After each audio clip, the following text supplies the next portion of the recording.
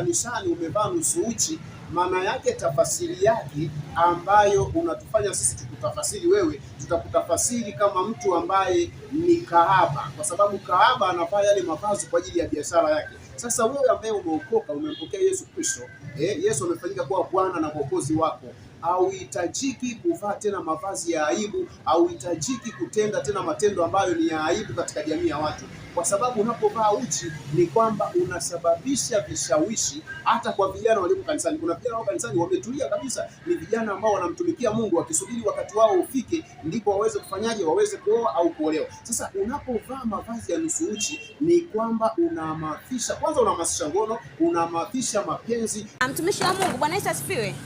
Amina, amina. Habari ya uzima? Salama kabisa. Kwa ajili ya mtazamaji wetu wa Liz Media, unaweza kututambulishia kidogo, wewe ni mwinjilisti? Naitwa Jeremia Deusdedith Mkama, lakini kwa jina la uinjilisti naitwa Mwinjilisti Jeremiah. Okay. Natokea kanisa la MMPT kama mjini. Ndio. Mungu ni mwema. Sasa hivi tupo katika mwaka 2026, tuongelee mwaka 2026 unauonaje kwanza?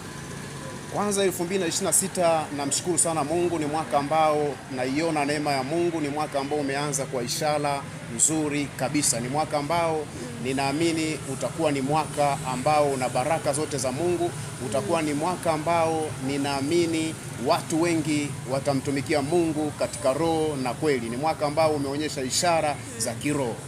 Okay. Kuna mtazamaji anakuangalia kupitia Liz Media, anatamani umfafanulie kati ya uinjilisti na unabii na mchungaji.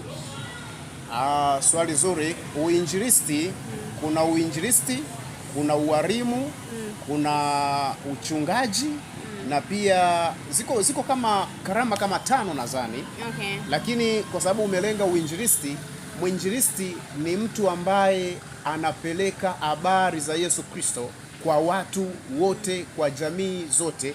Mwinjilisti ana mipaka, mwinjilisti anaingia mahali popote. Lakini mchungaji anaweza akawa ni mchungaji wa mahali pamoja tu, akawa sehemu moja.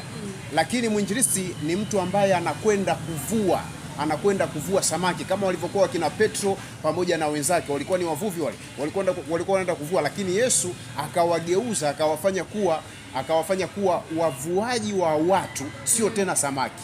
Kwa hiyo uinjilisti, nguvu ya uinjilisti ni kuwaleta watu kwa Yesu Kristo. Mimi mwinjilisti nafanya kazi ya kukuhubiria wewe umpokee Yesu Kristo. Ukimpokea Yesu Kristo, mchungaji anaanza kukulea wewe. Haleluya. Na wengine wanaweza akawa anajiuliza, hii kazi ya uinjilisti mnalipwa au ni kujitolea tu? Uinjilisti, hakuna uinjilisti ambao unalipwa. Uinjilisti ni wito. Wito wote ule huwa tulipwi.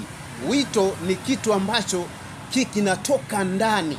Roho wa Mungu anaingia ndani yako, anaiamsha roho. Mwinjilisti ni mtu ambaye anapokea kipawa cha Roho Mtakatifu, na kile kipawa kazi yake kubwa ni kuwaleta watu kwa Yesu. Kwa hiyo kile kipawa ukiwa nacho ni kwamba huwa kinyamazi.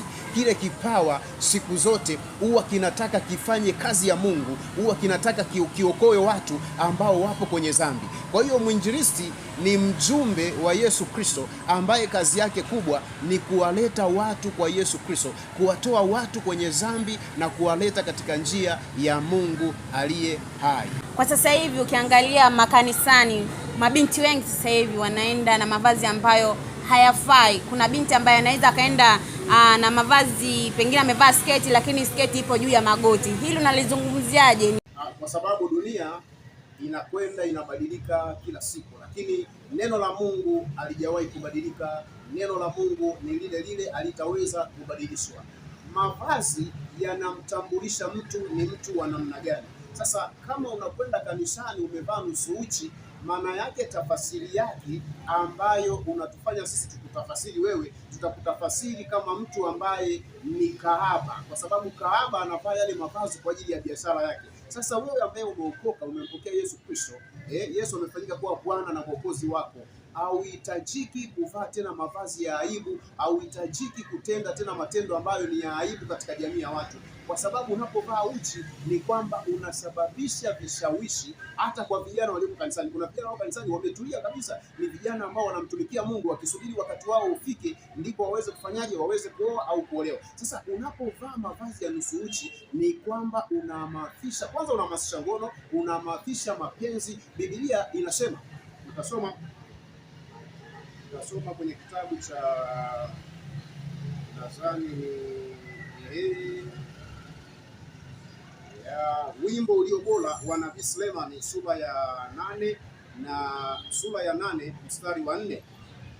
Sura ya 8 mstari wa 4, Biblia inasema, na wasii enyi binti za Yerusalemu, kwani kuyachochea mapenzi au kuyaamsha hata yatakapoona vema.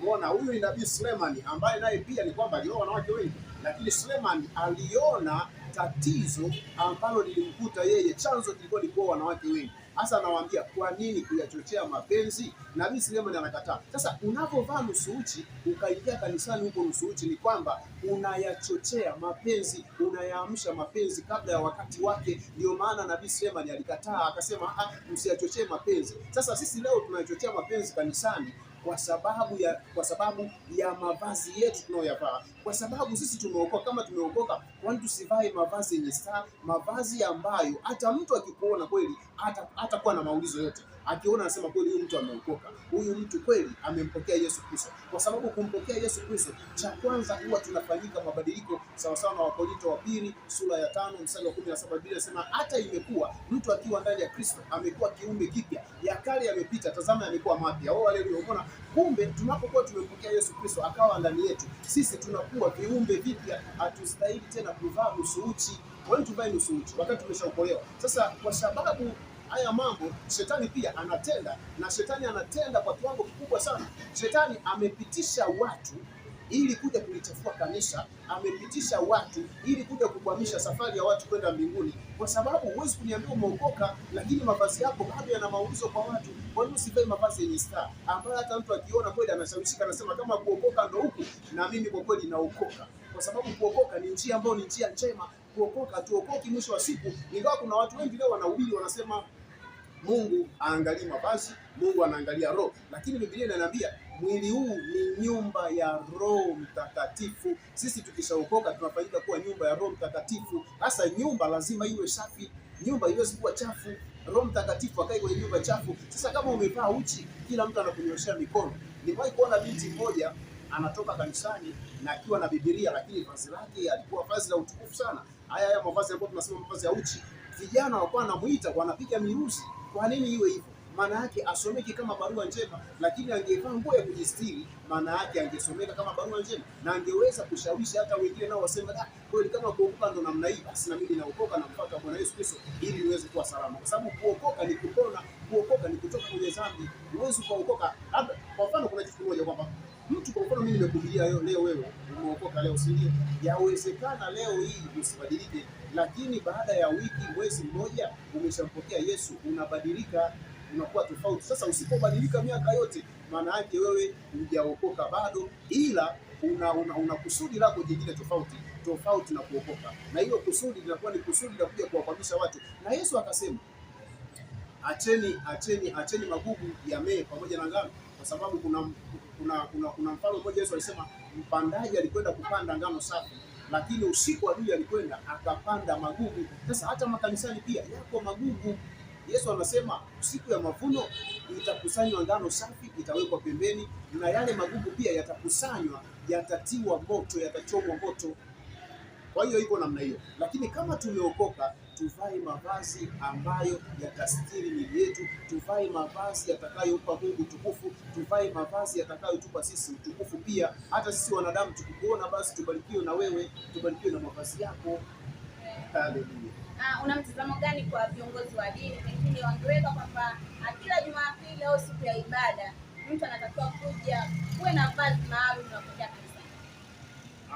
Mavazi nadhani tuvae tu, tuseme kwamba vazi maalum, vazi fulani huwezi kuvalia mtu. Kikubwa tu kwamba mtu asije kanisani akiwa amevaa nusu uchi. Mtu aje kanisani kama anaenda mbele za Mungu, Mungu ni wa kuogopwa kuliko vitu vyote duniani.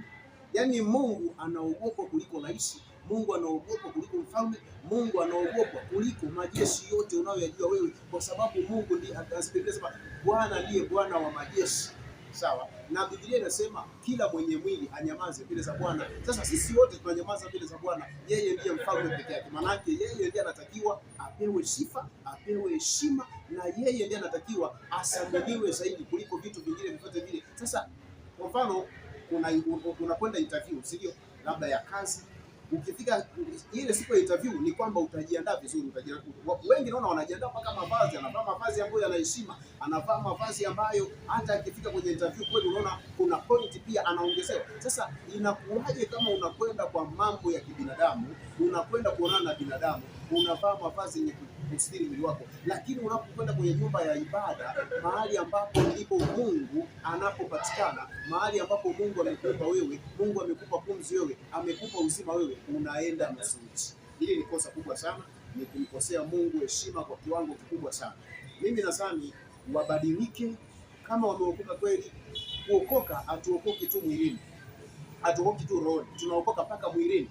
Biblia inasema katika kitabu cha Wagalatia sura ya 5 mstari wa 24 hadi 25, Biblia inasema na hao walio wa Kristo Yesu wameusulubisha mwili pamoja na mawazo yake mabaya. Tukiishi kwa roho na tuenende kwa roho. Tukishaokoka sisi hatuishi tena katika mfumo wa kimwili, tunaishi katika mfumo wa kiroho. Hasa kama tunaishi katika mfumo wa kiroho, tusiyarudie tena yale ya zamani.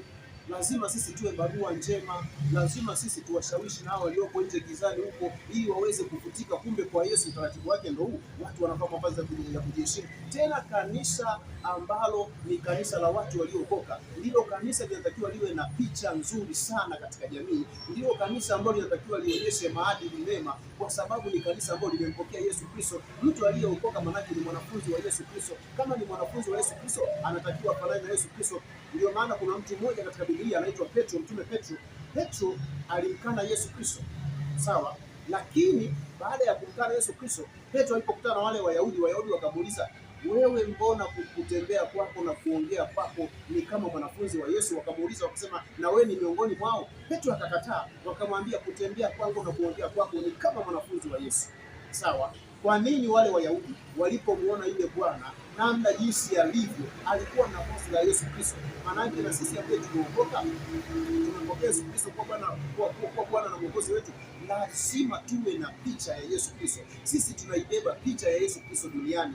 Watu wakituona sisi wamuone Yesu Kristo, sio watuone sisi walione giza. Sisi tuliompokea Yesu Kristo, sisi tunafanyika kuwa nuru ya ulimwengu huu. Nuru maana yake ni mwanga, sisi ni mwanga. Kwa hiyo matendo yetu yote lazima yasimame katika mwanga. Haleluya. Mchungaji, mwinjilisti. Amina, hata mchungaji kwa sababu okay, tunalea watu. Okay. Sasa hivi kuna vijana wengi ambao wanatembea na wamama, watu wazima, umri kama mama zao. Hisi shida ni nini? Ni mmomonyoko wa maadili au ni tamaa za vijana? Naweza kusema ni mmomonyoko wa maadili, alafu pia tamaa za vijana. Biblia inasema siku za mwisho haya mambo yametabiriwa sana. Upendo utapoa. Upendo tunamaanisha na heshima pia haitakuwepo, kwa sababu kijana kutembea na mama ambaye sana mama yake ni kosa kubwa sana. Yaani tukianza tu upande wa Mungu, hata sisi wenyewe binadamu sio maadili mazuri, haileti picha nzuri. Mama atabakia kuwa mama, na mama tunamheshimu kwa nguvu alionayo. Sasa kijana kwenda kutembea na mama yake, ili jambo kwa kweli ni jambo ambalo haliwezi kubariki watu ambao wanamtafuta Mungu au watu ambao wako katika uwepo wa Mungu, ili sisi alitubariki. Sasa kwa sababu bado watu wanaishi katika ufalme wa giza. Ufalme wa giza siku zote unatenda kwa mfumo huo. Ufalme wa giza hauna utaratibu mzuri. Sasa labda nitakushauri tu vijana, nadhani wengi zinakuwa ni tamaa, na tamaa hizi ni tamaa za kifedha. Labda waache hizi tamaa, na waache hizi tamaa, wafanye kazi. Mungu atakupa nguvu. Kwa nini uhangaike? Fanya kazi upate kipato chako mwenyewe. Mwisho wa siku utaoa mke ambaye ni saizi yako wewe, ambaye mtaendana naye. Kwa nini uanze kuhangaika na mama mtu mzima kwa sababu unataka pesa? Na sio tu wa mama, hata upande wa wanaume pia na wao kuna watu wazima. Mtu ana miaka 50, miaka 60, miaka 70, anatembea na mtoto wa miaka 20. Wapi na wapi? huyu ni mtoto wake, huyu ni mjukuu wake. Ina maana yake wewe mwenyewe mtu mzima unaanza kuivunja heshima wewe mwenyewe, na ndio maana leo unakuta mabinti wengi au vijana wengi hawawaheshimu watu wazima, kwa sababu watu wazima wenyewe wameshindwa kutunza heshima. Kuna madhara gani ambayo binti anaweza akayapata endapo atatembea na mwanaume ambaye amemzidi? Madhara yako makubwa sana. Cha kwanza, anapotembea na mtu ambaye ni sawa na baba yake, kisaikolojia anaasirika, ataasirika kisaikolojia, kwa sababu yule sio saizi yake, yule ni sawa na baba yake. Kuasirika huko, cha kwanza, mara nyingi huwa wanakosa heshima kwa watu wote, huwa wanakosa adabu, na maisha yao mara nyingi huwa yanavurugika sana, kwa sababu amelikimbilia jambo ambalo liko nje ya uwezo wake, amelikimbilia jambo ambalo liko juu yake sana, kwa sababu mtu wa miaka 20 kwenda kutembea na mtu wa miaka 60, miaka 70, kwa kweli lazima atasika kisaikolojia.